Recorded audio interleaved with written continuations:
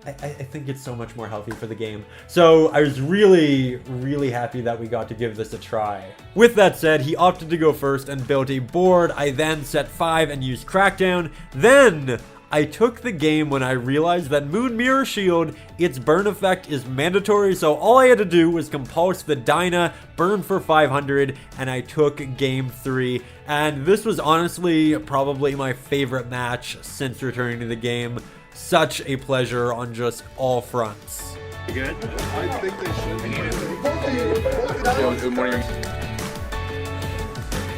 So now, here we are, fighting for first or second with a brand new deck, and at this point, win or lose, I'm super happy. I love Rory, he's a great guy, and Grand Maju, it strangely has established this really special place in our community's heart. So with that said, he did take game 1, I went ahead to take game 2, and game 3, well, he made me go first, and against Gren, that's not the best thing, so he did end up using a red reboot and swinging for game.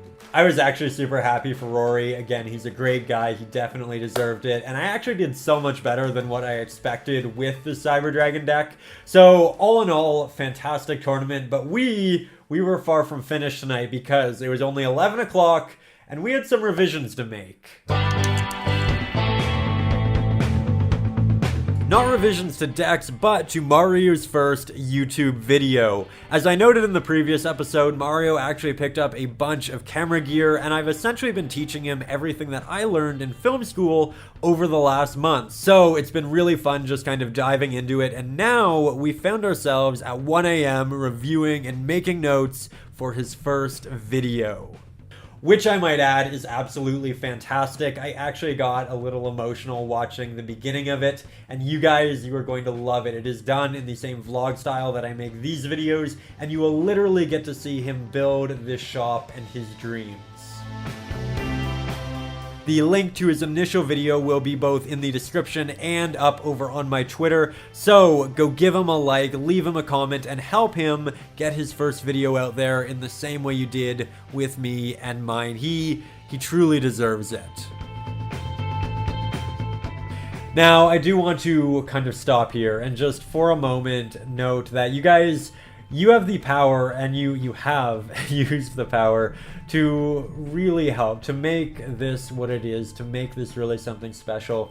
And I know that if even a fraction of you go and do that for Mario, it will make a world of difference. And I want to say thank you. I know I do this in every video, but it is amazing what you have done for this channel in the last 2.5 months. When you like the videos, you share the videos, you get them out there, and it makes a big difference. And I don't know if I say it too much or if I don't say it enough, but you guys make this community what it is. I love the community, I love the conversation, I love the back and forth, and I feel like I'm getting to know just so many of you, and it's absolutely amazing. So thank you for being here, thank you for building something really special with me. As per usual, if you do enjoy the B-roll, the montages, the 20 hours that went into editing this vlog right here, please do consider sharing this with a friend, or on Facebook, Twitter, Reddit. Doing that could actually be really, really cool. But thank you again for just taking the time, for making an effort to be a part of the community.